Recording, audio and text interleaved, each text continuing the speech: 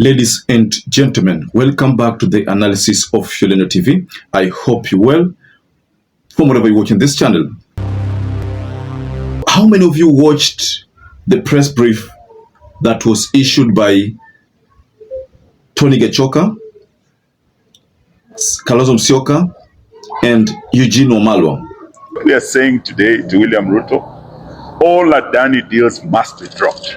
Yeah. It's not enough to drop 2 deals, JKI and KIPKOR. We know that Adani is in SHA. In fact, the proper name for that should be Adani SHA. That too must be dropped.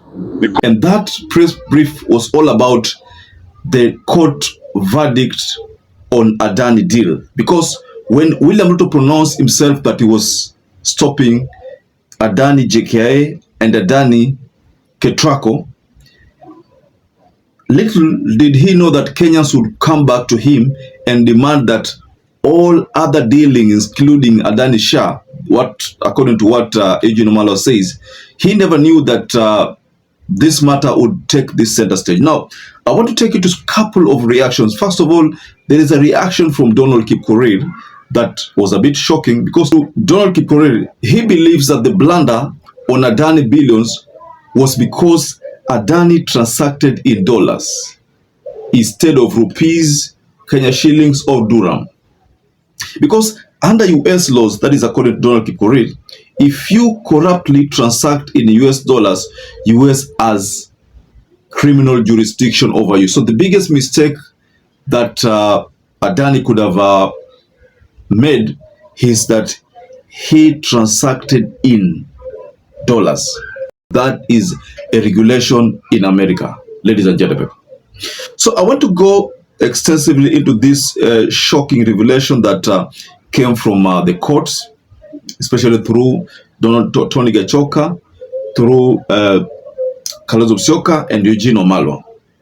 But before we get further on this analysis, please like this video. It's so important because that is the only YouTube shares our content. Subscribe to our channel if you are not subscribed before, and to existing subscribers, thank you so much for your support. Based on the statement that Donald KIPKOR unveiled in his X, one can easily say that the biggest mistake could have been that Adani gave, this, or bribed people in dollars.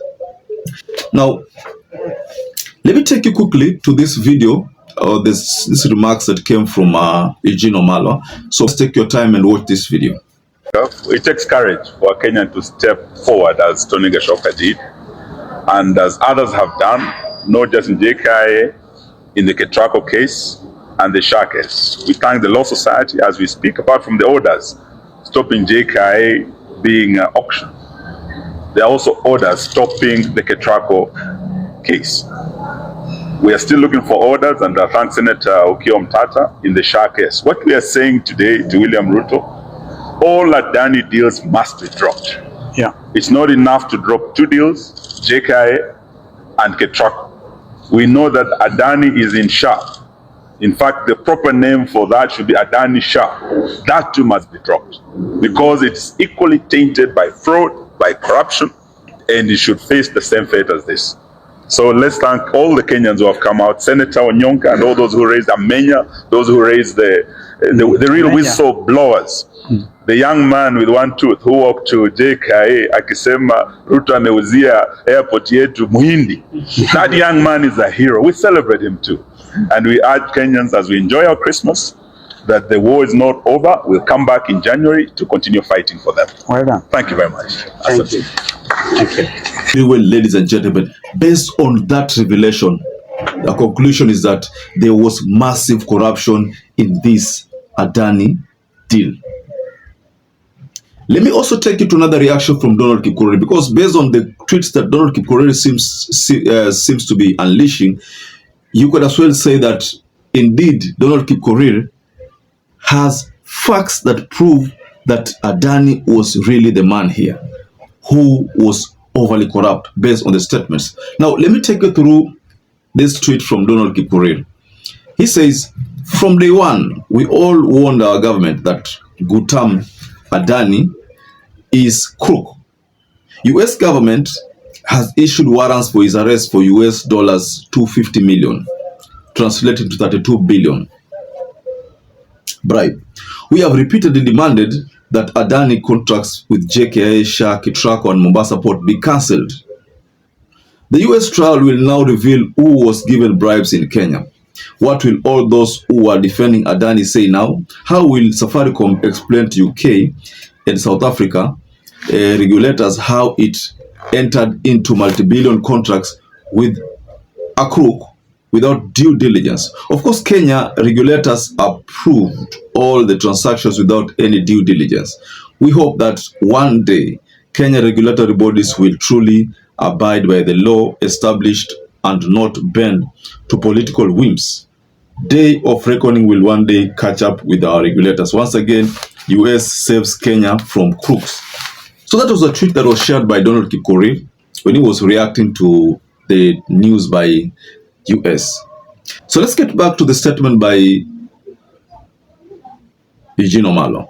There's a part where Eugene Omalo says that this issue of Adani actually is supposed to be Adani Shah and not really Adani.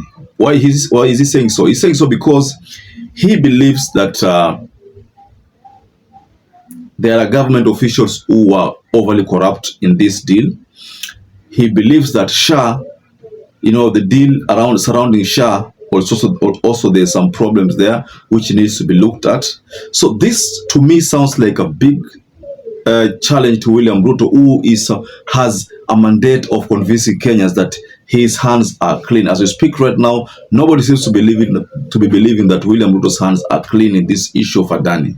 Na ndio maana unapata kwamba Eugene Omalo amepata opportunity ya kugonga hii serikali vilivyo. It simply means that, and I think if you've been following our analysis, ladies and gentlemen, you remember there's a time I said in this channel that this issue of Adani ndio itamaliza hii serikali. Hii issue ya Adani. But Ruto looks as if Ruto alisikia hiyo, aliangalia vizuri, akaona kweli hii swala la Adani nisipolivulia nguo kabisa niliache, basi litanimaliza. Na saizi based on what is happening, ladies and gentlemen, hili swala la Adani litapeleka William Ruto nyumbani. No, that is my own observation. If he's not careful, because he talked about JKIA and KIPKOR, but then based on the tweet from Donald KIPKOR, we have Shah, we have Mombasa Port also under Adani. So all these things must also be cancelled. So hapo ndio kuna shida. The 4 deals. So ladies and gentlemen, I'd like to rest my case there. But what do you think about this latest development coming from the statement by Kalonzo Musyoka, Eugene Omalo and Tony Gachoka? Just go below in the comment section and you can offer a reaction. So perhaps if you're watching this video and you've not subscribed, take 1 second and subscribe, like this video. Until you catch up again, stay safe and stay blessed.